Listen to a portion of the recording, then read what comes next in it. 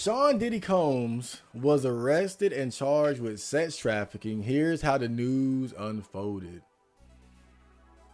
Okay, so Sean Diddy Combs faces federal sex trafficking and racketeering charges in an indictment unsealed Tuesday, claiming he hit and abused women for over a decade and presided over a sordid empire of sexual crimes. The judge denied Combs bail and ordered he be sent to jail while awaiting trial. What does this take me to? Okay. So what's in the indictment? Detailing allegations dating to 2008, the indictment accuses Combs of abusing, threatening, and coercing women for years. It describes him inducing female victims and male sex workers into drugged up, sometimes days-long sexual performances dubbed freak-offs. It also refers to an attack on his former girlfriend, the R&B singer Cassie, that was captured on video. What is Combs saying? He appeared in court Tuesday and pleaded not guilty to sex trafficking and racketeering conspiracy. What led up to this moment? Over the past year, Combs has been sued by people who say he subjected them to physical or sexual abuse. He has denied many of those allegations. Now, look at this motherfucker. I think Diddy is really a sociopath and a psychopath. And the reason why I say that is because before that Cassie video came out, where they had him on video beating up that girl in the hotel, he was just denying everything. Like, I ain't never did shit, y'all. He put out a statement and all that.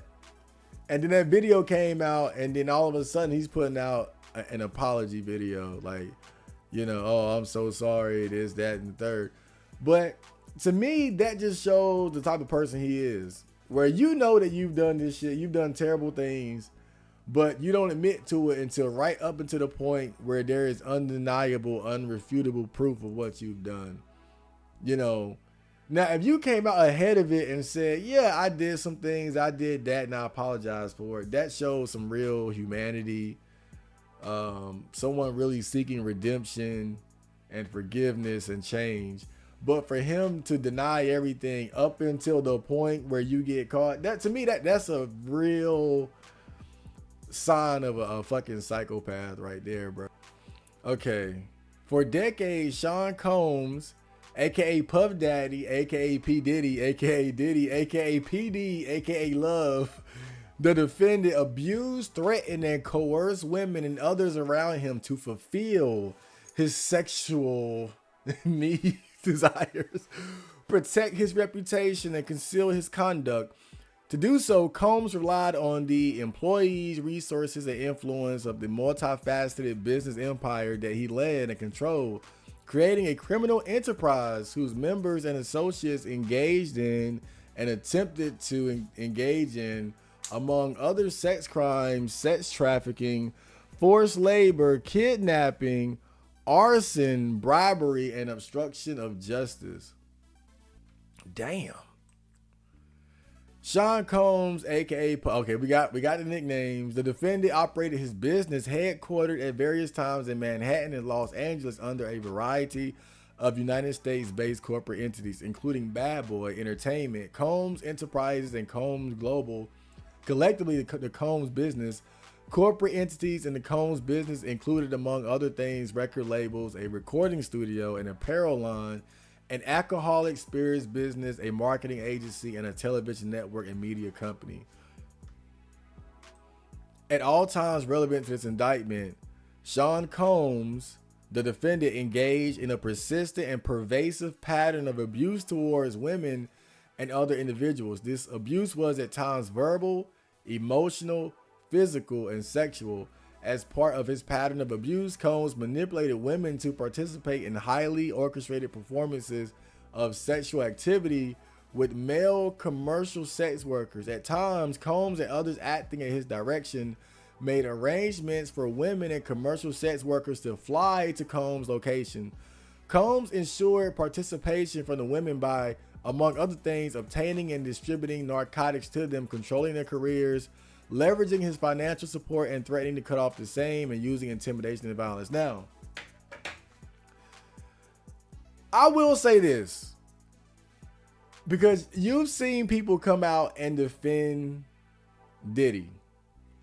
And I know when I say this, I'm going to sound like a defender of Diddy as I say this. But I got to start with this. I do believe just based on all the rumors and the stories about Diddy, like, I'm sure he's done some legitimately fucked up shit and has legitimately screwed people over. And we saw him beat the hell out of a woman in the hallway. So I'm not saying like this guy is of good character. The only thing about it, because I've heard other people talk about this too, and I think this is fair.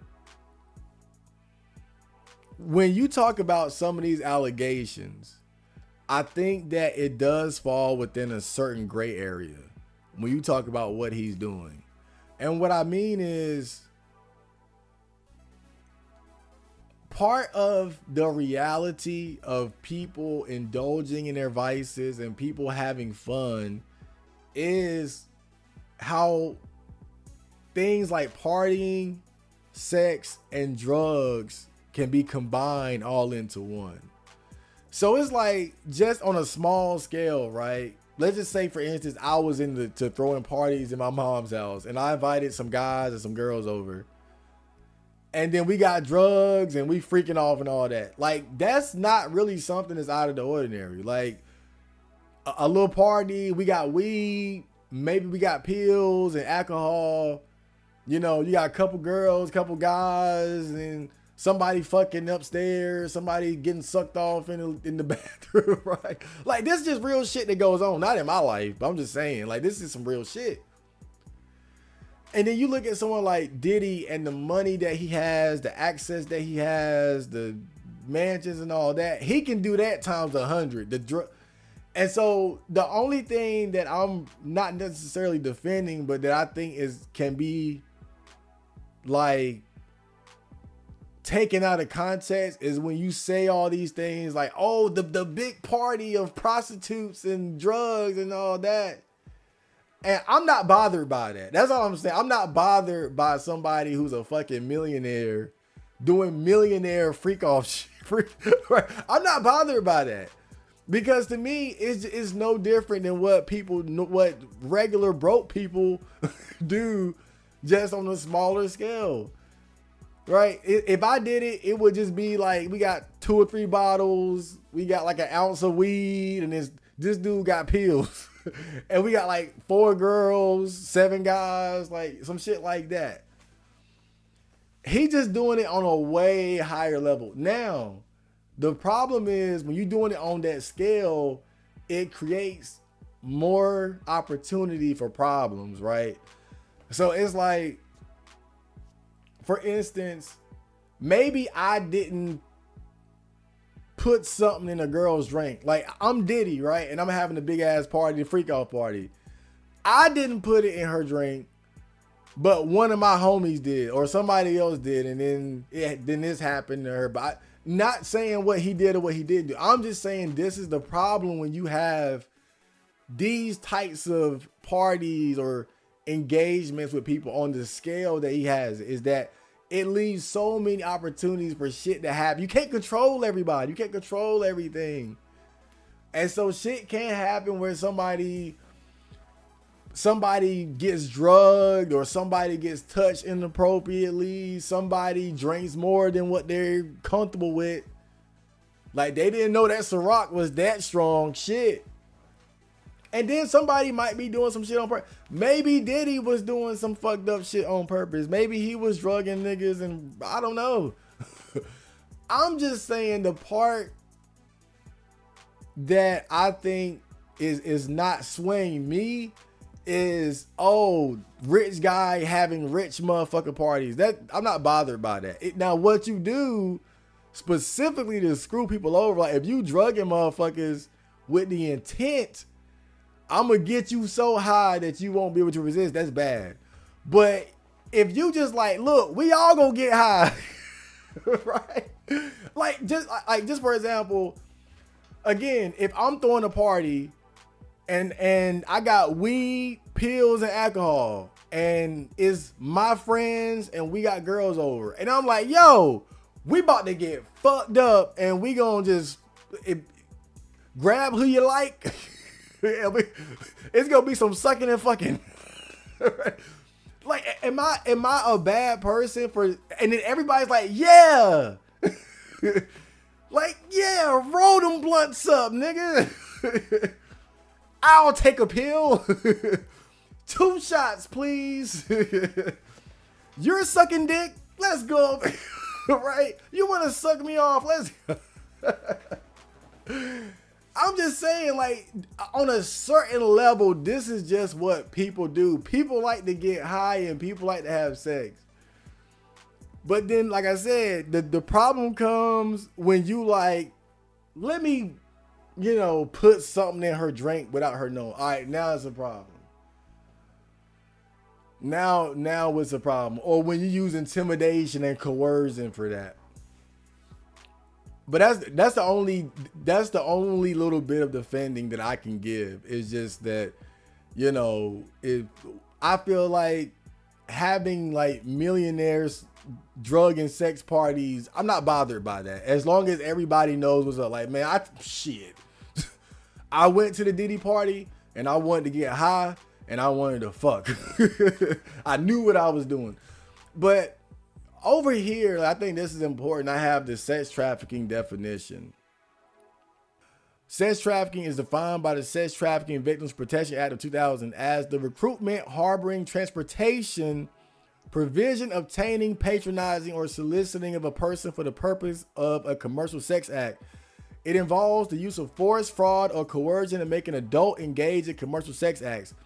However, any commercial sexual activity with a minor, even without force, fraud, or coercion, is considered trafficking. Now, this isn't the definition I found earlier, but one thing I found interesting, one of the definitions that I saw says something that I think is important.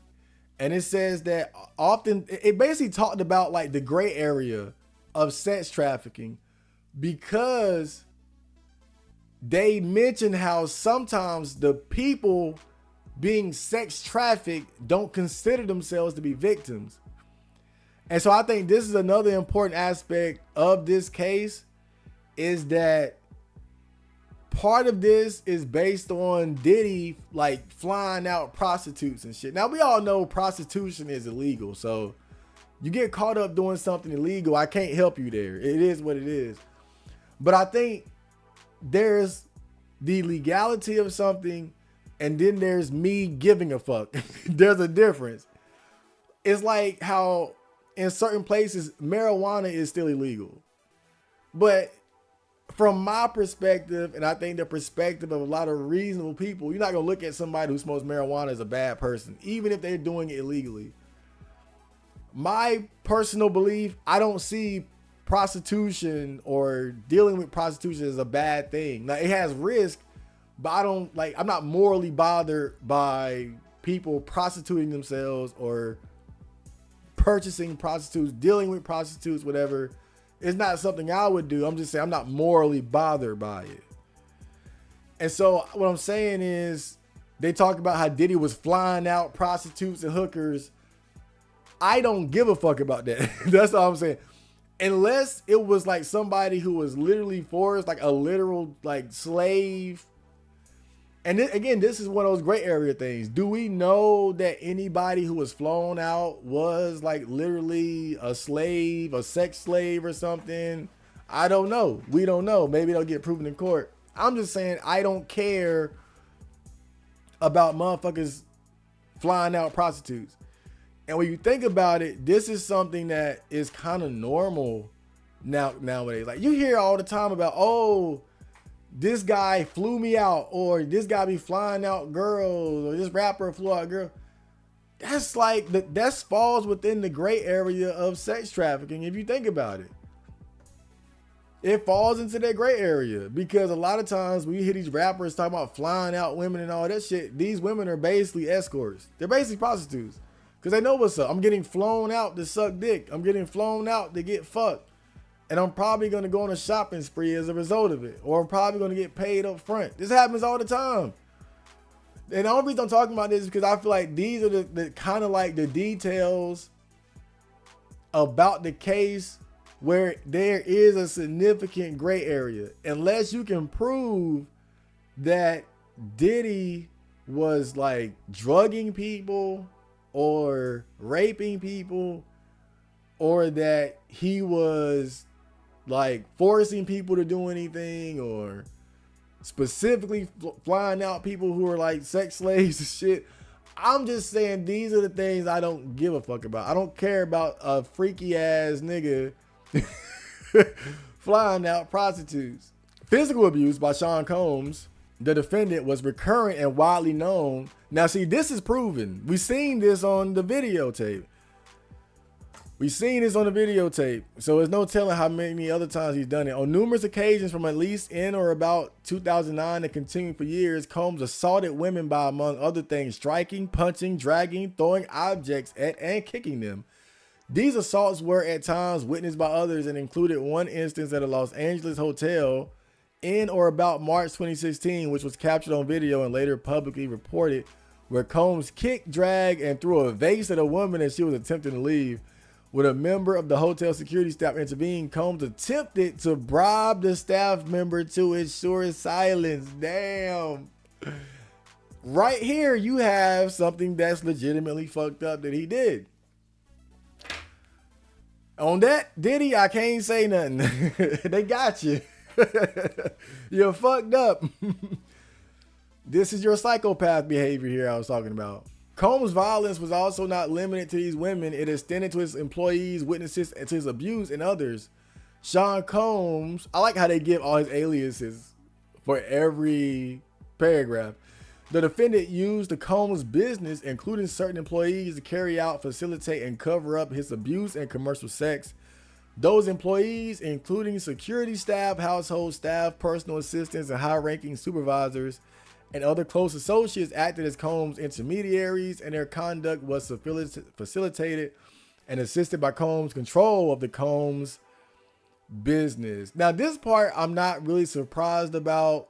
You know, a lot of times when you have, or when you just look at the rap industry, whether you're looking at it from the lowest level or the highest level, there's always like, or tends to be, a certain element of like gang association and whatnot. Like, you have a lot of rappers who are associated with gang members or street guys or stuff like that, or dangerous people and whatnot. And they kind of use these people as soldiers, you know, to defend them, to do their dirty work, shit like that, you know. And I know, for instance, I think one of Diddy's close bodyguards at one time was a guy named Wolf, who was known as like being like a very dangerous guy. Like, he would fucking shoot your ass and all that. And I think, you know, Diddy has, I'm pretty sure, like, throughout his dealings in the music industry, he's probably associated with different gangs and shit like that. So, you know, it's no telling how he kind of used the people around him as pawns, as far as like security and just and when you have that type of money and power, like, yeah, like, you're like the fucking chess master. You can just move pieces however you see fit. From at least in or about 2008 through on or about the date of the filing of this indictment, Sean Combs, the defendant, and others known and unknown, were members and associates of a criminal organization. Wait a minute. And others were members and associates of a criminal organization. Members and associates of the Combs enterprise engaged in and attempted to engage in, among other activities, sex trafficking, forced labor, interstate transportation for purposes of prostitution, coercion and enticement to engage in prostitution, narcotics offensive, kidnapping, arson, bribery, and obstruction of justice. Okay, the Combs enterprise constituted an ongoing organization whose members function as a continuing unit for a common purpose of achieving the objectives of the Combs enterprise. The Combs enterprise was engaged in, and its activities affected, interstate and foreign commerce. The Combs enterprise operated in the Southern District of New York and elsewhere. At all times relevant to this indictment, Sean Combs, the defendant, was the leader of the Combs enterprise. So they're basically setting this up as if Bad Boy or the Combs enterprise was a criminal organization. And I guess I guess that's kind of true if you think about, like all the different dirt that he's probably done as far as like bad business deals, the sex parties, the involvement of drugs and prostitution. And then you got the guys around you. And like I said, you know, in rap is very common. I mean, it's hard. It's hard to find a rapper or the leader of a rap collective that's not connected with some type of gang or gang activity. It's rare, right? Like you might have